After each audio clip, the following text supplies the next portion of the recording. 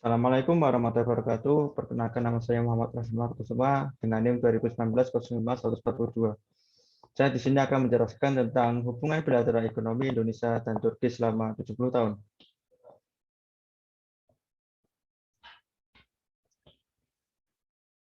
Dalam era perdagangan bebas, jarak dianggap bukan sebagai faktor penghambat ekspansi pasar. Semua negara dapat dipertimbangkan sebagai pasar yang penting bagi eksportir suatu negara, termasuk Indonesia. Dalam hal ini, Turki dipandang sebagai pintu gerbang perdagangan dan investasi karena kedekatannya dengan pasar utama seperti Eropa dan Timur Tengah. Selain potensi pasar dengan jumlah penduduk lebih dari 70 juta jiwa, Turki juga mempunyai sistem perdagangan yang sangat liberal dan dilakukan investasi yang difasilitasi oleh jaringan Free Trade Agreement. Turki yang luas dan memiliki custom union dengan Uni Eropa. Dalam hubungan perdagangan, Indonesia dan Turki telah melakukan pertemuan komisi bersama Joint Commission Meeting sebanyak 7 kali sejak tahun 1985. Serangkaian pertemuan tersebut mengindikasikan kuatnya hubungan antara kedua negara untuk memperkuat dan mengembangkan kerjasama ekonomi dan perdagangan. Atas dasar saling menguntungkan, PCM ke-7 diselenggarakan pada tanggal 18 September 2008 di Ankara. Kedua negara menyepakati perjanjian pembentukan Comprehensive Trade and Economic Partnership yang mengarah pada suatu bentuk perjanjian perdagangan bebas. Sektor perdagangan merupakan elemen yang penting bagi hubungan antara Indonesia dan Turki karena memungkinkan kedua negara untuk meningkatkan perekonomiannya dengan memperluas pasar di luar negeri karena produk yang berlebih dan konsumsi domestik yang terbatas. Dilihat dari intensitas perdagangannya, Turki merupakan partner perdagangan yang relatif penting bagi Indonesia. Indonesia lebih banyak melakukan perdagangan dengan negara-negara di Asia, sementara Turki lebih intensif berdagang dengan negara-negara Eropa dibandingkan dengan negara-negara lain di dunia. Hubungan diplomatik Indonesia-Turki dimulai tahun 1950 dan kedua negara merayakan 70 tahun hubungan diplomatik pada tahun 2020. Meskipun hubungan diplomatik formal terbentuk pada tahun 1950, hubungan antara kedua negara sudah ada sejak abad ke-15 ketika Raden Patah menerima pengakuan dari Turki. Khusus di bidang ekonomi, pemimpin kedua negara sepakat menargetkan nilai perdagangan Indonesia-Turki sebesar $10 miliar pada tahun 2023. Kesepakatan itu disampaikan pada saat kunjungan Presiden Joko Widodo ke Turki pada tahun 2017 dan pada saat pertemuan bilateral Presiden Joko Widodo dan Presiden Turki Erdogan di sela-sela KTT G20 Osaka, Jepang tahun 2019.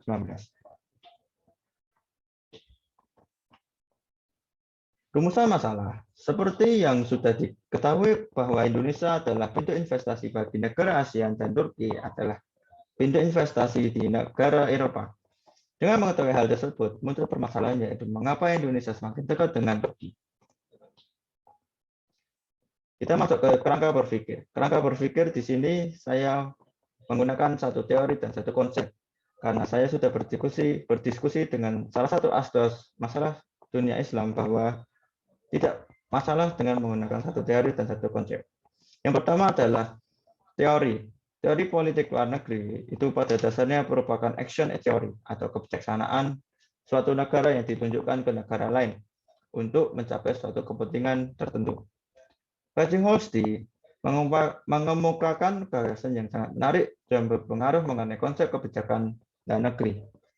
Holsti mengemukakan bahwa output politik luar negeri merupakan tindakan atau gagasan yang dirancang oleh pembuat kebijakan untuk memecahkan masalah atau mempromosikan suatu perubahan terhadap kebijakan, sikap, dan tindakan negara lain. Holsti memberikan 3 kriteria untuk mengklarifikasi tujuan-tujuan politik luar negeri suatu negara, yaitu nilai yang menjadi tujuan dari para pembuat keputusan, dan jangka waktu yang dibutuhkan untuk mencapai suatu tujuan yang telah ditetapkan. Dengan kata lain, ada tujuan jangka pendek, jangka menengah, dan jangka panjang.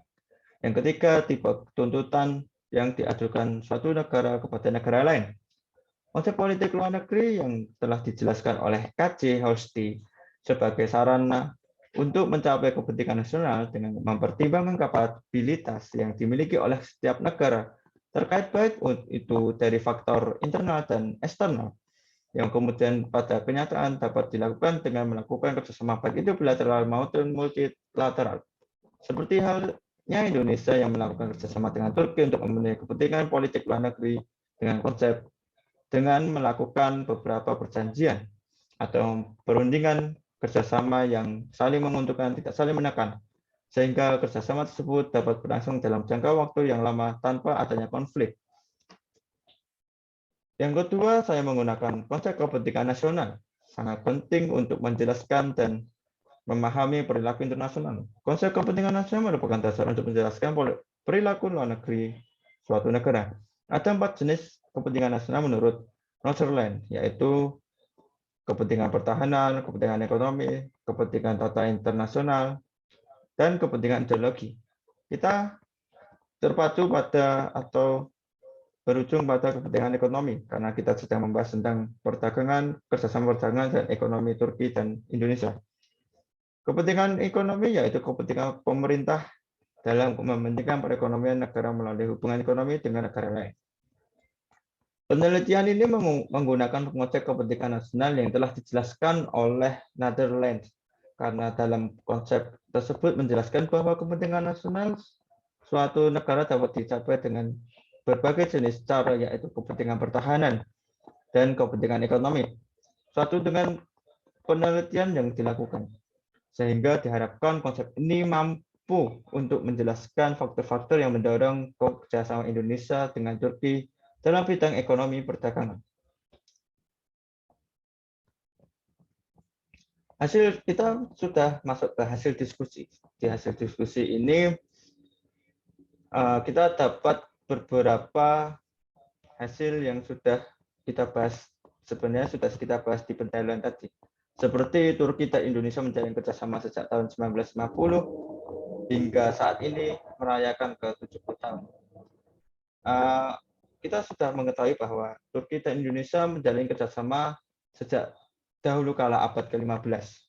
Hingga saat ini Indonesia dan Turki menjalin hubungannya dan merayakannya ke-70 tahun. Yang kedua adalah hubungan bilateral Indonesia dan Turki dalam bidang politik, keamanan, ekonomi, serta kebudayaan, pendidikan, ilmu, pengetahuan, dan teknologi, termasuk industri strategis. Khususnya di bidang ekonomi, pemimpin kedua negara sepakat menargetkan nilai perdagangan Indonesia-Turki sebesar 10 miliar US dollar pada tahun 2023.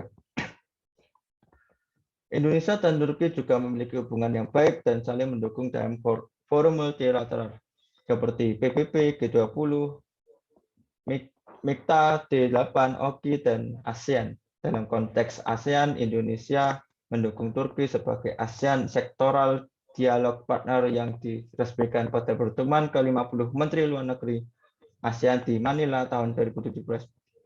Dengan hasil diskusi ini, bahwa kita dapat menjelaskan tentang permasalahan tadi, rumusan permasalahan tadi, yang dimana mengapa Indonesia mendekatkan diri dengan Turki, karena dengan mengetahui hasil dan diskusi ini, kita dapat melihat bahwa Indonesia dan Turki sudah dekat sejak abad ke-15, dan jika kedua negara itu menjalin hubungan bilateral di bidang baik ekonomi dan perdagangan, dapat meningkatkan perekonomian di negara-negara tersebut seperti Indonesia dan Turki, menguntungkan kepentingan nasionalnya masing-masing.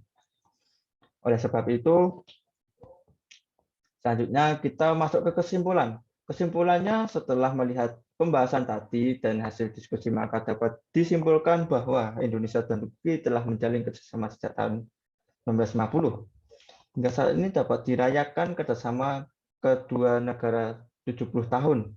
Kerjasama tersebut terkait berbagai bidang, terutama memperkuat bidang ekonomi perdagangan antara kedua negara.